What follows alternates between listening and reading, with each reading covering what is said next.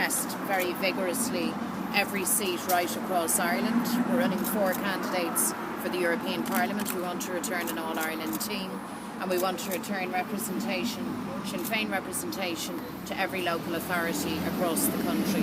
That's the game plan. That's plan A, that's plan B. That's where we are at.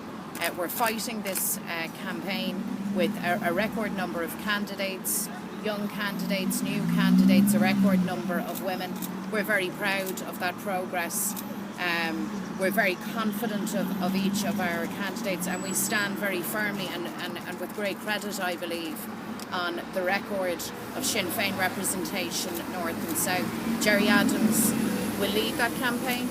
Gerry Adams is the leader of Sinn Féin, duly elected and fully supported by the membership, by his parliamentary colleagues north and south, and I believe hugely supported by the ordinary people on the street in Ireland north and south. So we look forward to Gerry's release from custody. We look forward to him coming back and getting on with, as Martin has said, the very serious work that we have to do. And we look forward to him continuing to lead a very successful electoral campaign. You have no intention of taking over as the party leader before the election? That issue does not arise, and I've said that time out of number, and maybe some of you think if you keep asking the question, the answer will be different. Gerry is the president of Sinn Féin. He is our leader. We support him. We want him released from custody. We want to get back to the important work that we have. So that's where we're at, and we're very determined in that regard. It's worth saying, and you saw yesterday with the unveiling of the mural on the Falls Road, the level of feeling in that city in terms of what's happened here. That feeling is reflected elsewhere too. I've come across it in my own constituency. And you see the dark forces, that rump within political and the policing institutions. They should take note of that ordinary people are not fools, and they see this very clearly as the transparent and contrived action that it is to damage us politically, to damage Gerry. But we will continue on with our election campaign. You say it's politically motivated. Do you think any of that influence is coming from south of the border?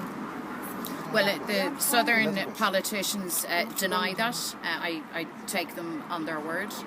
There's probably a broader issue to be considered, and I would urge them to consider their own engagement, not just over the last week, but over the last number of months in respect of the peace process in the north. I think they have been detached from it. I think that has been unwise of them, and I hope in light of events over these last number of days that at the very least they will look at their own engagement with the Northern Peace process and be more energetic and more assertive in that. Do you think they should have more input into that? Well, absolutely. We believe that the Haas proposals are the basis for moving forward. Unionism has resiled from them. The British government haven't been as supportive as they need to be of them. So it needs to be all shoulders to the wheel. And too much time, anyway, Martin McGuinness and Cuivín and others have given a political lifetime to building this process. It is robust. It has had enormous, spectacular, unimaginable advances and successes. It's not finished yet, and there are still issues that need to be sorted out, and that includes within the policing institutions, and that looms large at this time. So good politicians, responsible politicians north and south, rather than trying to gainsay that or disregard that, need to look that squarely and say, right, that's what we're faced with, how do we sort it out? Just going to wrap it up there, sorry. Minister, have you been in touch with the US government to express any concerns about Mr. Adams' detention? Well, we constantly keep the US administration briefed on the situation in the north. We have a very good relationship with them. And I think it's very significant that in the course of the last 24 hours, 3 very prominent US congressmen who have made their own particular contribution, a very important